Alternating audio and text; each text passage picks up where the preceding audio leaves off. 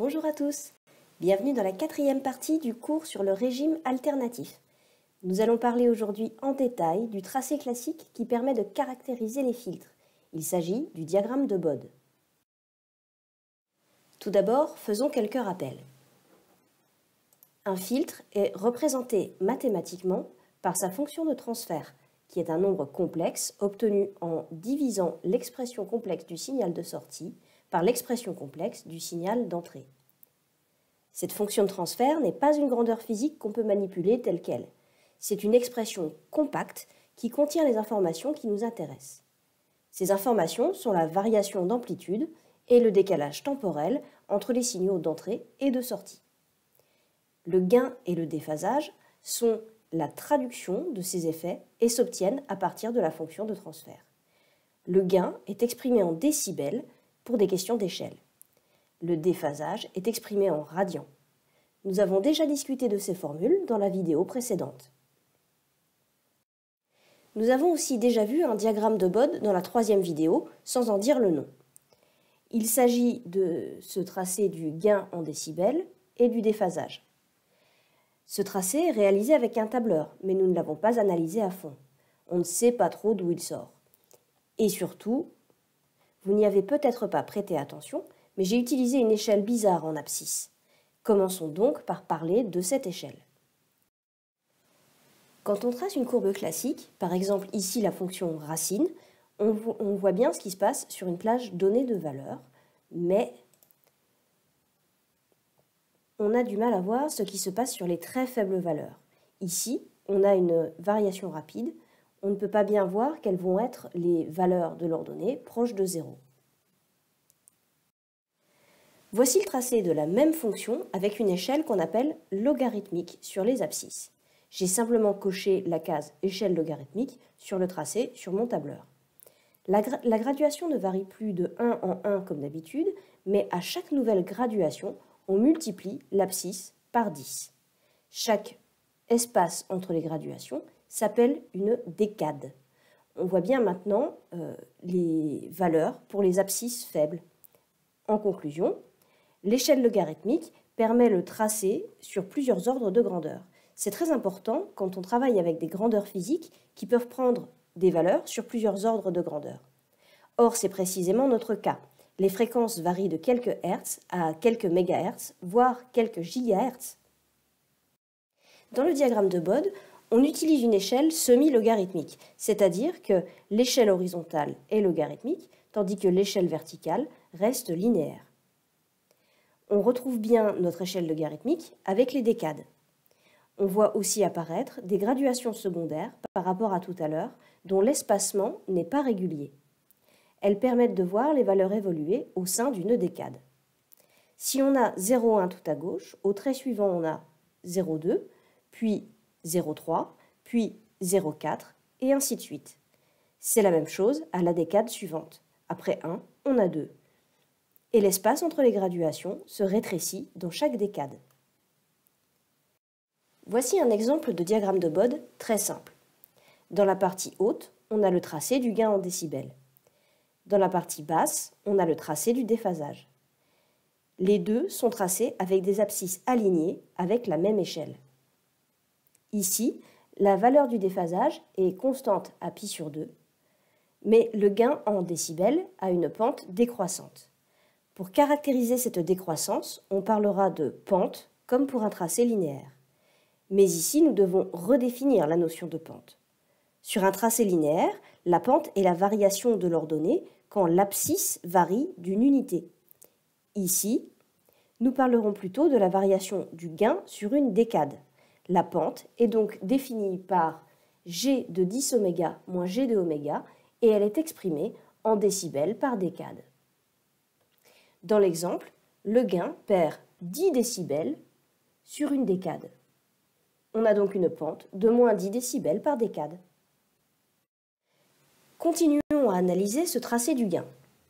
Pour rappel, le gain en décibels est défini par 20 log du module de H. On a déjà vu que c'était égal à 20 log de module de petit vs sur petit ve souligné, c'est-à-dire que ce sont les expressions complexes. On retrouve grâce à la démonstration que nous avons déjà vue, que ceci est égal à 20 log de l'amplitude de la sortie sur l'amplitude de l'entrée. Si le gain est positif, cela veut dire que le logarithme est positif. Le rapport des amplitudes, ici, est donc supérieur à 1, c'est-à-dire que Vs est supérieur à Ve. Ceci correspond à une amplification du signal. Dans l'exemple qu'on a vu, le gain en décibels était toujours nul ou négatif. Les circuits que nous étudions dans ce module ne sont pas capables d'amplifier les signaux. Pour cela, il faut apporter une énergie, ce que les bobines condensateurs et résistances ne peuvent pas faire. Les résistances transforment l'énergie électrique en énergie thermique. Les bobines et les condensateurs stockent l'énergie et la restituent. Il faut une source quelque part pour apporter de l'énergie. Donc, dans ce cours, nous ne verrons pas d'amplification. Mais ceci reste possible pour d'autres types de circuits. Dans le cas contraire, quand le gain est négatif, on va avoir l'amplitude de la sortie inférieure à l'amplitude de l'entrée, c'est-à-dire une atténuation du signal. Et dans le cas intermédiaire, quand le gain est nul, Vs est égal à Ve, le signal est transmis sans modification de son amplitude. Tout ceci nous permet de lire le diagramme de Bode. On va voir maintenant comment établir le diagramme de Bode.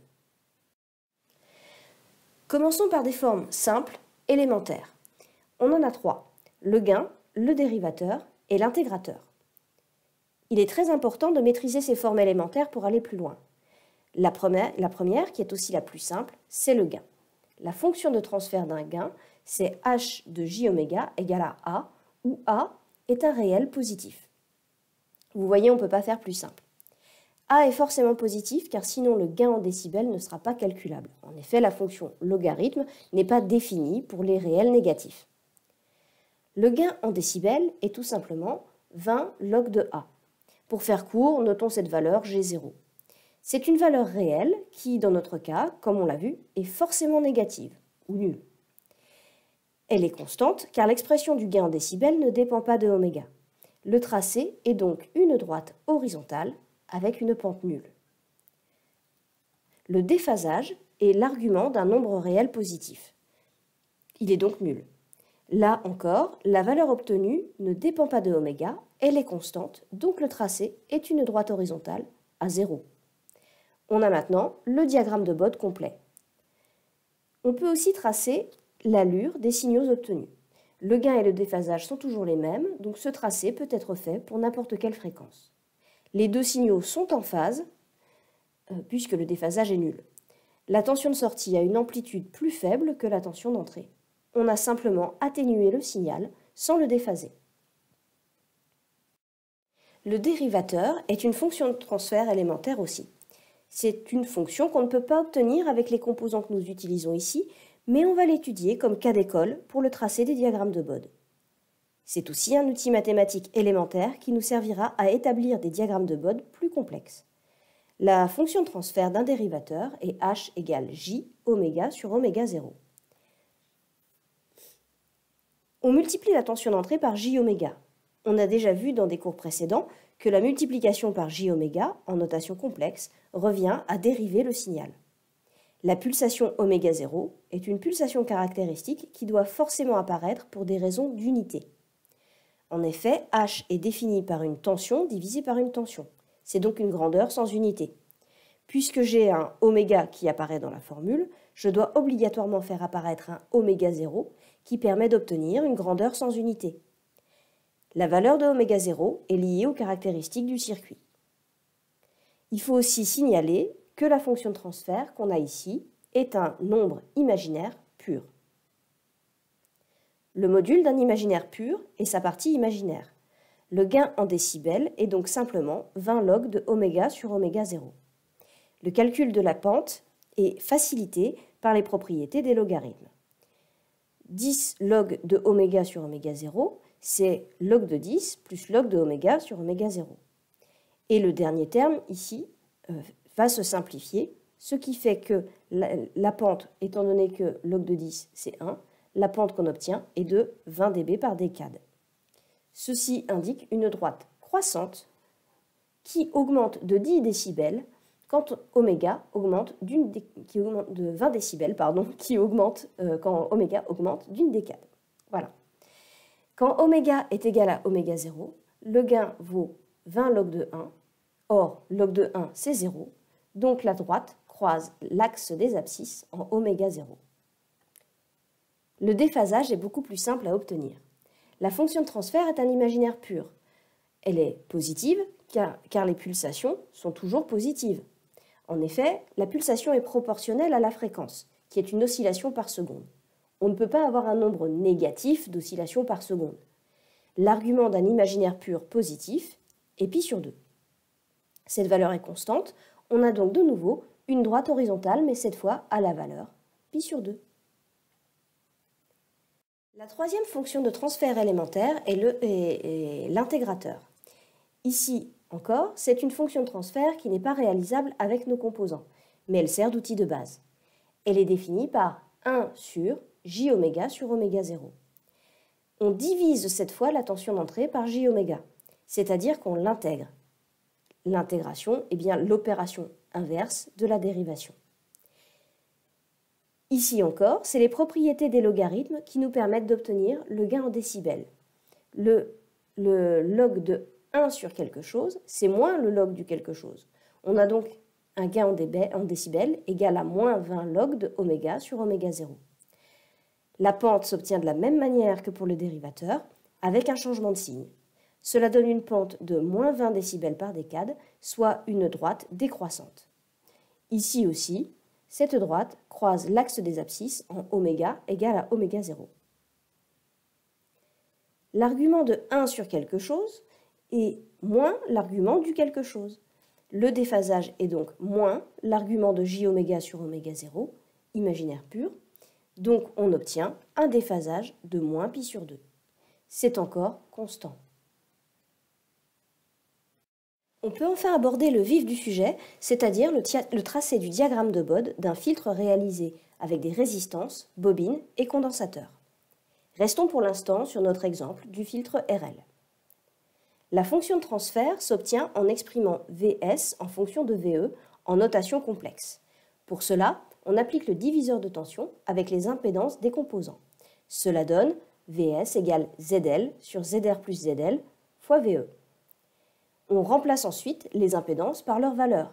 Puisque ZL égale JL oméga et que ZR est égal à R, on obtient Vs égale JL oméga sur R plus JL oméga fois VE. Cette fraction, là, c'est bien la fonction de transfert. C'est dû à sa définition. Mais cette fraction, je vais l'exprimer sous une autre forme. Je divise en haut et en bas par R pour faire apparaître un 1 ici, dans le dénominateur. Ce 1 sera crucial pour le tracé du diagramme de Bode, comme vous le verrez dans les prochaines minutes. Pour l'instant, faites-moi confiance. Je vais enfin faire apparaître une pulsation caractéristique oméga 0 pour retrouver une forme comprenant oméga sur oméga 0 pour les mêmes raisons que tout à l'heure.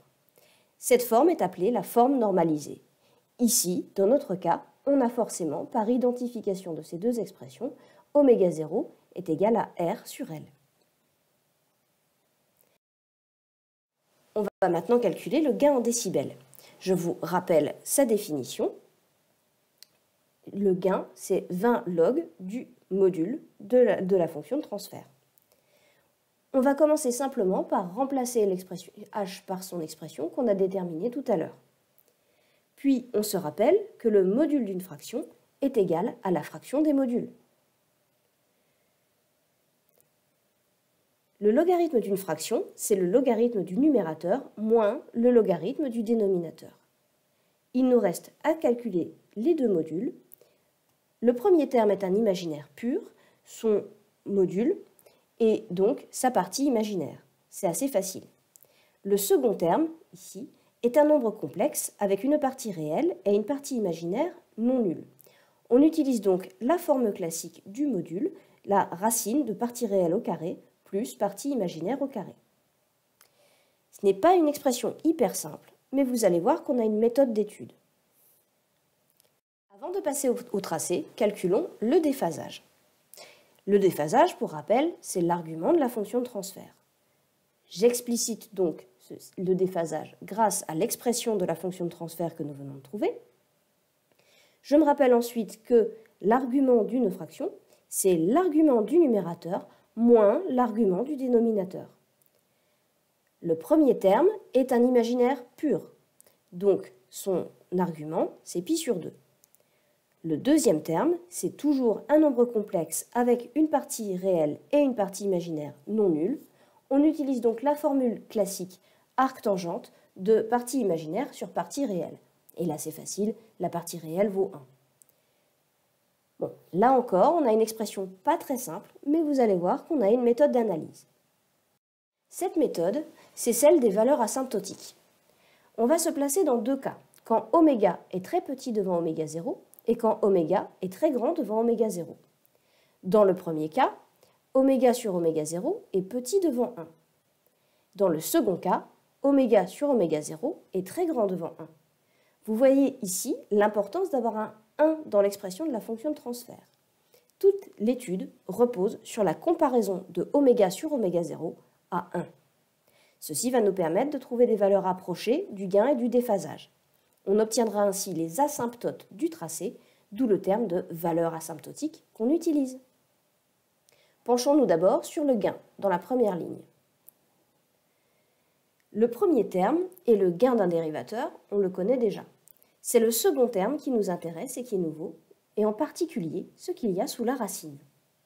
Si oméga est très petit devant oméga 0, on a bien dit oméga sur oméga 0 très petit devant 1. C'est donc le 1 qui l'emporte dans la somme.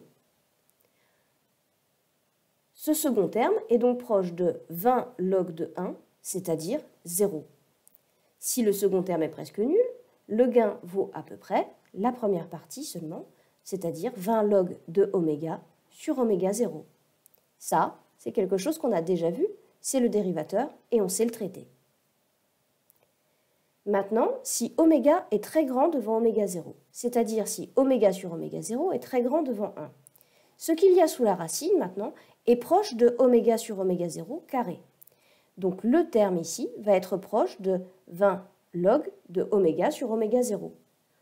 Or, on avait déjà la même chose pour le premier terme. On a 20 log de oméga sur oméga 0 moins 20 log de oméga sur oméga 0. Les deux termes s'annulent. On a donc un gain qui va être proche de 0. Parlons maintenant du déphasage sur la deuxième ligne.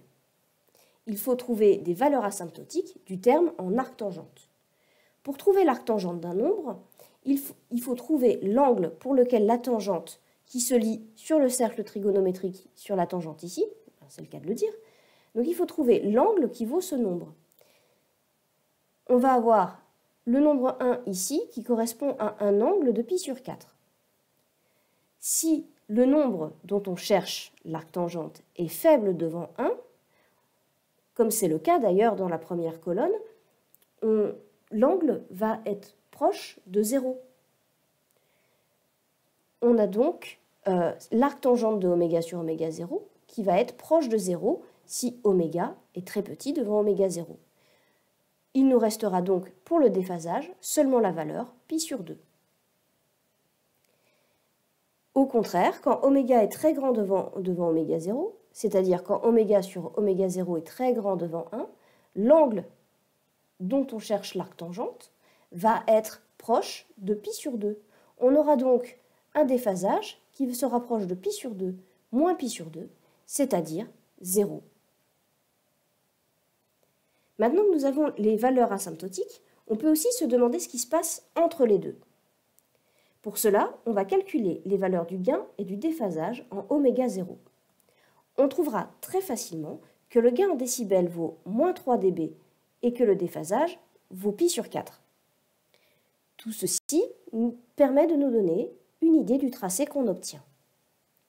Passons au tracé, justement. On va commencer par tracer les asymptotes. Quand oméga très petit devant oméga 0, dans cette partie-là, on a une expression du gain et du déphasage qui correspondent à ce qu'on a trouvé pour le déphaseur. Une pente croissante pour le gain à plus 20 dB par décade et un déphasage de pi sur 2. Quand oméga est très grand devant oméga 0, dans cette partie-là du tracé, on a un gain et un déphasage nul. Le tracé en bleu qu'on obtient ici, c'est ce qu'on appelle le diagramme de Bode asymptotique. On place maintenant les points avec les valeurs qu'on a trouvées pour oméga 0. Ici et là, moins 3 dB et plus pi sur 4. Il ne reste plus qu'à tracer le diagramme de Bode réel, ici en rouge. Les tracés se rapprochent des asymptotes quand on s'éloigne de oméga 0. Et ils passent par les points que nous avons trouvés en oméga 0. Remarquez au passage que le gain vaut moins 3 décibels quand oméga est égal à oméga 0. Oméga 0 est donc la pulsation de coupure. Cela permet de délimiter précisément la bande passante. On a donc bien retrouvé le tracé que j'avais obtenu avec mon tableur. L'avantage est que cette étude nous a permis de trouver le lien entre le circuit et le tracé. On a établi l'expression de la pulsation de coupure, ce qui nous permet de savoir ce qui va se passer pour ce filtre si on modifie la valeur de R ou de L. Par exemple, si on augmente la valeur de la résistance, la pulsation de coupure augmente. C'est tout pour aujourd'hui et c'est déjà pas mal. Retenez les expressions et les tracés élémentaires, ainsi que le raisonnement suivi pour établir le diagramme asymptotique. La prochaine fois, nous ferons un panorama des filtres qu'on peut obtenir avec les résistances, les condensateurs et les bobines. À bientôt!